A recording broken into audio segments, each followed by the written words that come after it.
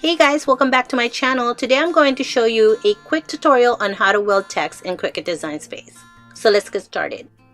We're going to New Project. On the left side panel, click Text, enter your text.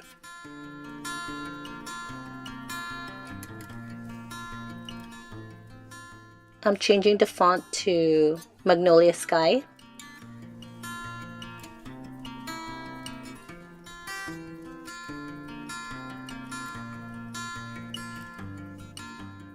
Just going to bring this up here and resize it just so I can see better. We're going to the letter space feature to bring the letters closer to each other.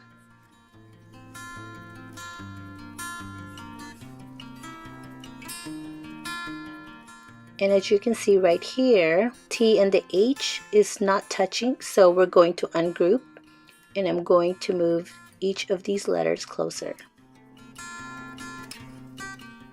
Then you're going to select the text, and then we're going to weld. And that's how to weld text in Cricut Design Space.